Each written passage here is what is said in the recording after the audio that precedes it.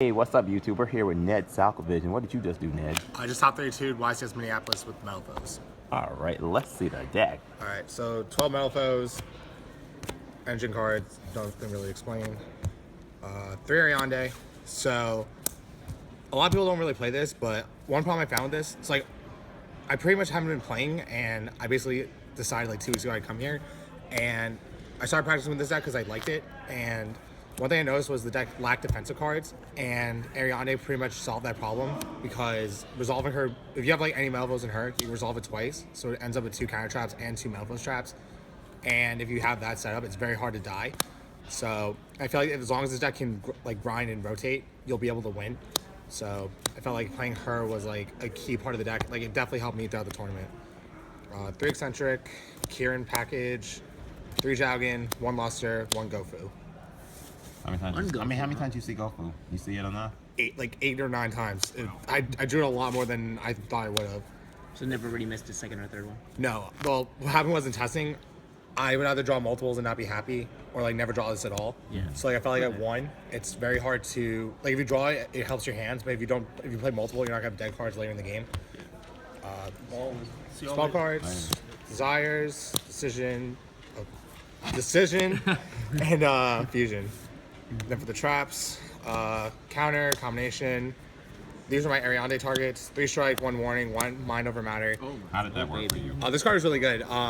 So pretty much like I need a 5th counter trap Ariande to be able to search, because like you either draw one of these or you can draw a counter trap or banish off desires. So you want to basically try and have the best chance of keeping 3 in your deck.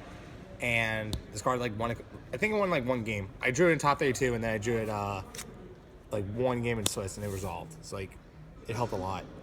And this card's really good also, like, for people wondering. Like, this card opens up a lot of combination. Like, I know, ironic, but it opens up a lot of combos for the deck.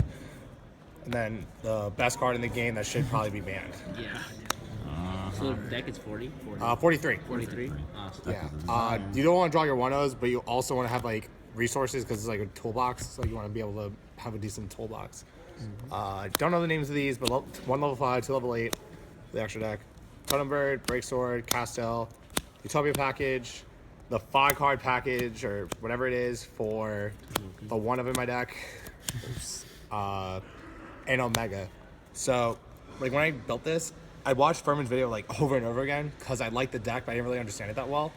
And one thing I noticed was like he didn't play this, and he said I think his reasoning was like it gets Kaiju'd or outed.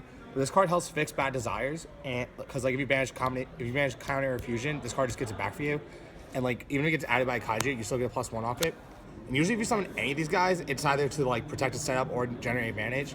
So like, I wanted like a safety net kind of for bad desires. So I felt like it was really good.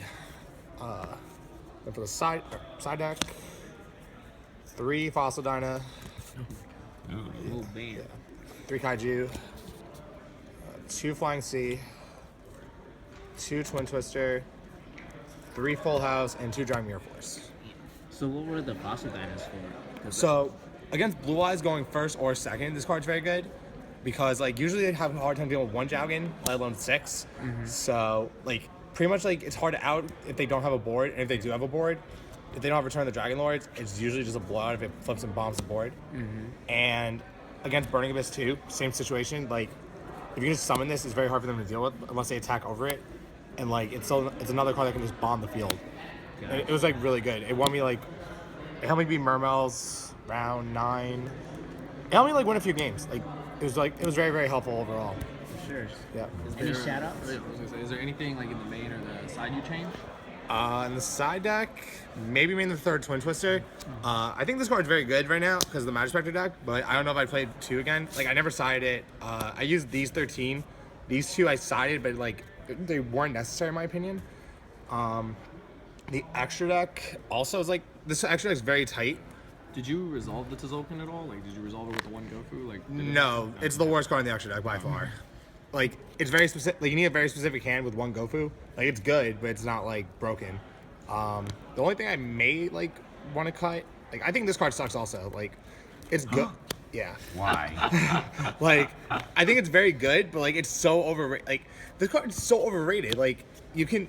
It's a 1 card. It's a Dolka for like 3 cards usually, and like most of the time when you have your setup, you want to like their spell cards are what bother you, not the monsters. So like, I feel like Boy Ogre came out every time over this card. If I could, well, this card never came out because this never came out, but Right. that's 2 more slots that can be other things. There were like a lot of random cards I missed in the tournament, but nothing too crazy. Like the 3000 fusion isn't needed, and yeah, like other than that, I think my deck was like really good. I liked it a lot. All right. Thank you so much, Ned. Yep, no Did I problem. get any shout-outs to anyone? Yeah. Yes, I have a bunch, or a couple. Let's hear it. First thing, Billy Break, helped me out with the deck, show me a bunch of the combos. He told me about combination, what it does. Shout out to my friend to Mid. He helped me a lot with the deck. Like we theory back and forth. He pretty much like got me on a pace I felt like comfortable with the deck. Furman for like the insight. Like I didn't talk to him directly about it, but like the video helped a lot. And my friend Chris helped me with the counter trap ratio and like a couple other ratios in my deck. Chris Provic, and yeah, it's pretty much. Even though he don't play Yu-Gi-Oh no more. Yeah, dude. he's very good with statistics and stuff. So True. yeah.